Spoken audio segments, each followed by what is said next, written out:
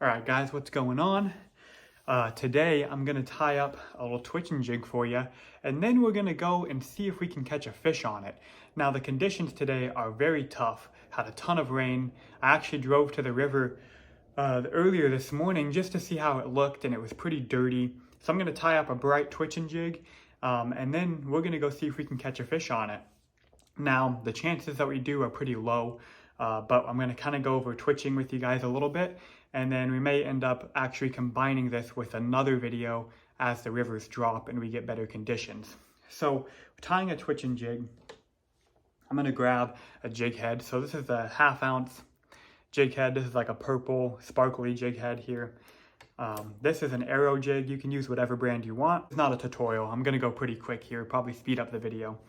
So green rabbit fur is going to be my body. For the tail, I'm going to go with purple rabbit fur. So I like rabbit fur jigs. I also add marabou in them as well sometimes.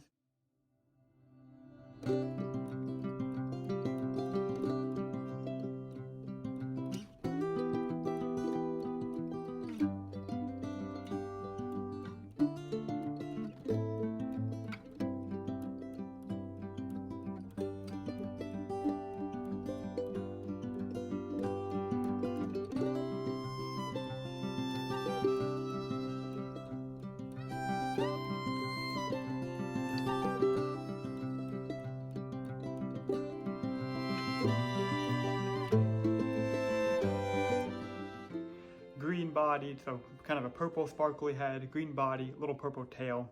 One of my favorites, all-time twitching jig right there. And we're gonna go hit a blown out river and see if we can find any fish.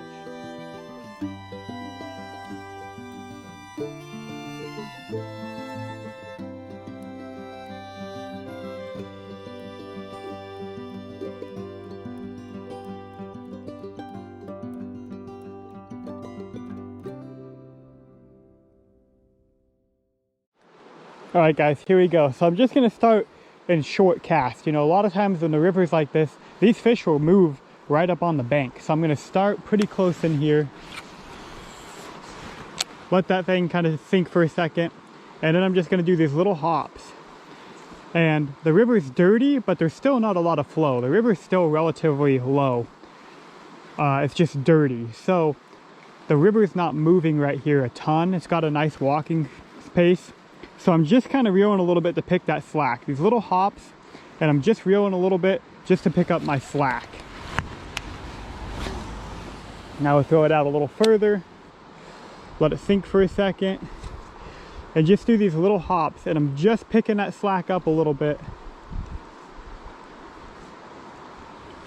But I'm not reeling too much. The biggest mistake I see a lot of guys doing is they start reeling way too much. They're sitting there like this, and it's just these little hops with a little bit of reel.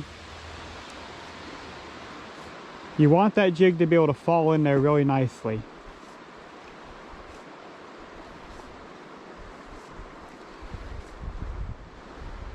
See, and now the current's a little stronger over there, so now I'm not even reeling. The current's strong enough to keep my jig moving, so I'm basically just bouncing this jig off the bottom in there. And I'm not even reeling, and I can just feel it kind of bouncing off the bottom. And then now we get down there below us, can start picking up that slack a little bit.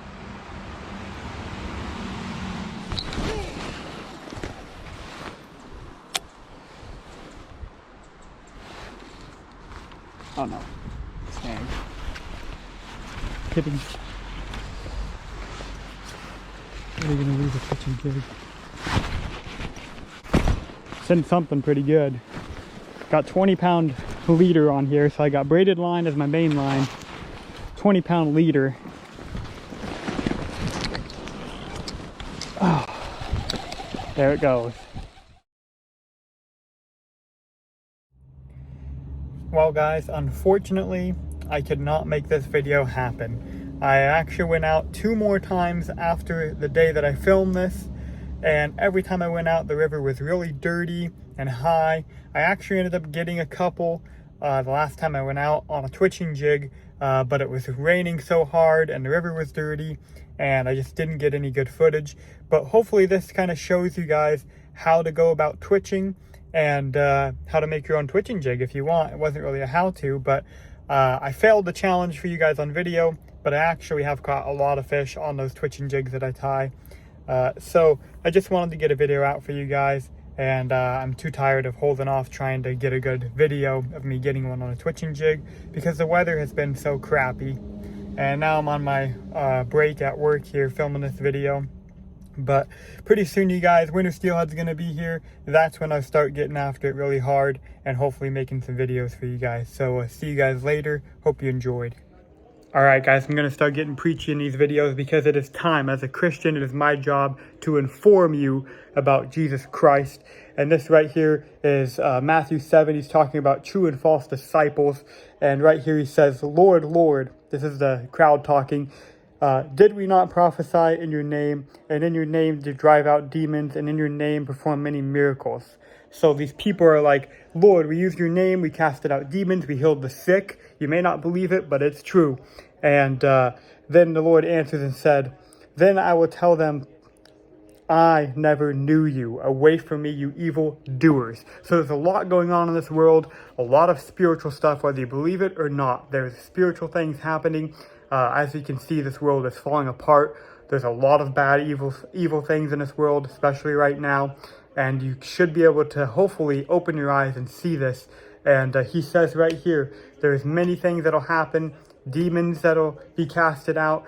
And why take the chance when you get to heaven, you know, one day? Even if you believe it or not, why even take the chance that after you die, you're going to stare at Jesus Christ and he's going to say, I never knew you. And as a Christian, it is my job to make sure that doesn't happen.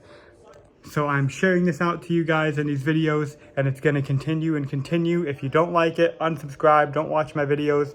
But I'm trying to reach out as many Christians as I can and bring as many new people into the gospel as I can.